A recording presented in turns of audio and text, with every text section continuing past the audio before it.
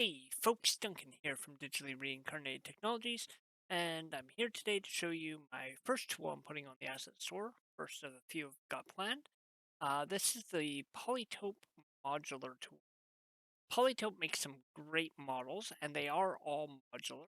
However, they are split between two different rigs. So you have the default modular pack here and the expansion pack. They do come with a script that allows you to merge them, which is very nice. You then also have their peasant and citizen models and their soldier models, which also come with a script that allows you to mix the two of them. However, being that the four models are split between two rigs, you can't put the two of them, uh, two different rigs together. So if you have, say, the modular armor here, and you want the guy to be de-armored, your only option is a naked person in underwear. You can't put on like the peasant clothing and stuff. Or maybe you really like the helmet that the militia wears in the soldier pack, but some of the armor in the expansion pack, you can't mix and match them. That's what this tool does. So the it's really simple setup. I've made it as easy as I can here. It does take about 40 minutes to run. So 40 minutes for the males and then 40 minutes for the females. However, you only have to do it once. Once you're done it, you will be able to export it, put it into your project, reuse it later for other projects, etc. I do recommend that you make a new project when running this. The reason for this is the script actually edits the models, and if you have stuff set up in your game already with the default models, it could break them. So let's take a quick look and we'll go through and do it. So we're going to open up DRT tools here, Polytope Modular tool. And what we're going to do is we're going to start with the Polytope Modular tool here, drag it into the scene. You can see it's already got stuff set up using UID. You're going to want to do one or the other. The more models you have in the scene, the more memory it's going to take up, the longer it's going to go. So we're going to start with the male. We're going to hit Setup Male, and it's going to put everything into the scene here. Once you're done that, click on the medieval modular here, and you can see that it's got my script all set to go. Auto-filled all the information in. Now, when you take a look at the model here, you can see that everything is unsorted. This will also be fixed by the script. It'll sort everything quite nicely. So what we're going to do is we're going to start with running the initial model setup. You're going to notice probably that some of the names get changed, especially down in the bones. And it's going to add some temporary files down at the bottom here. These will be removed and changed afterwards. So once all of that is done there, what we're going to do is we're going to go and click Start Conversion. This takes about 40 minutes to do, so I'm just going to pause the video here, click the button, and go. Alrighty, so with it all run here, the next pop-up you're going to get is the Unity FBX exporter.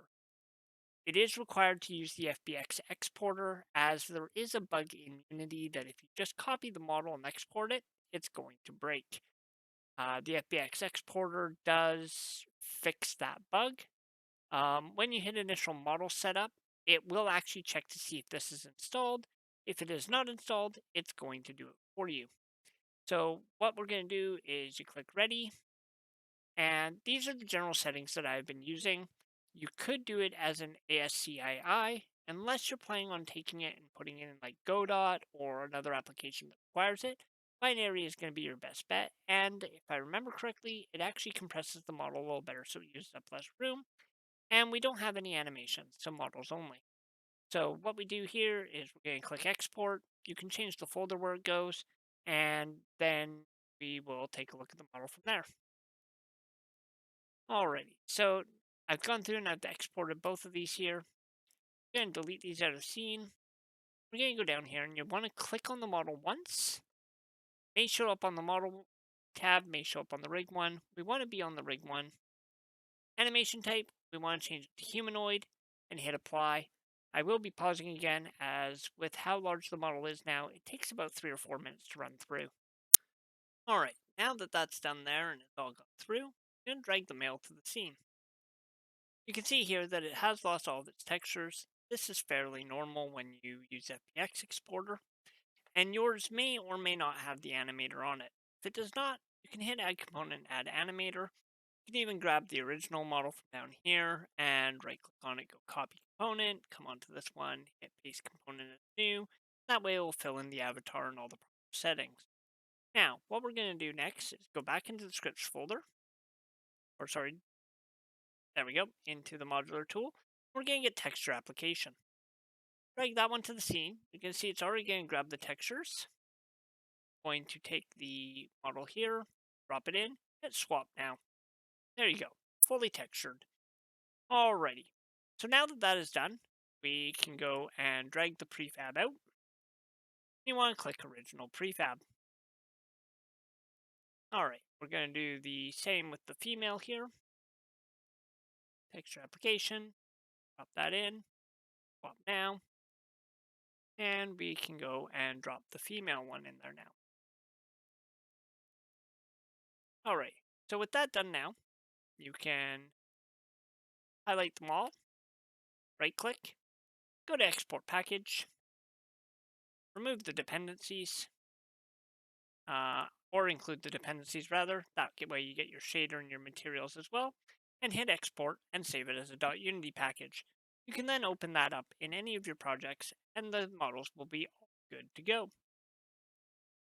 Alrighty, so the only thing I think left to show you here is that they all work and just playing with it. So I'm going to remove the female from these, and we're going to open this one up. I'm going to go into my explosive folder here. This is the explosive RPG animation pack. $100 on the asset store. We're going to add the animation controller in, and I'm going to hit play. There we go. So the animations are all working on it. Now, as I mentioned, it will sort them.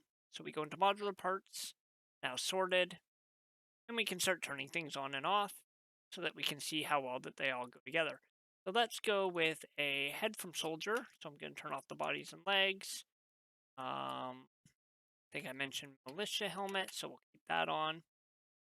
Going to go in here. Let's turn off all of those, but let's do we pick the legs? Let's go with the body. We'll go with the plate.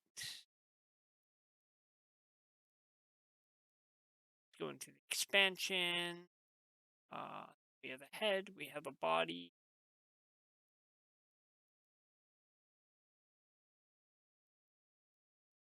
So if you see twitching out like this, that's just a bunch of stuff bleeding through it. It's because we have multiple items on in the same place.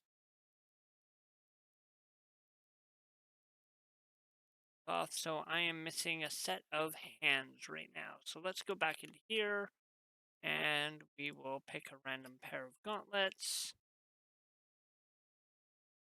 There we go. So you can see that it all lines up really nicely. Got no extra bleed in there when we only have one piece at a time. Oh, I'm missing a pair of boots. Let's go back into original here. So some body parts do have boots and hands included in them. So that is one place where you would have to mix and match and find out what works for you.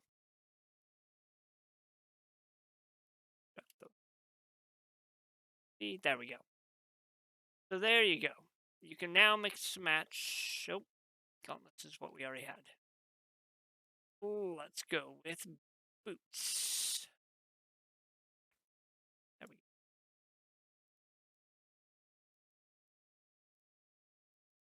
There we go. So you can mix and match all of your gear.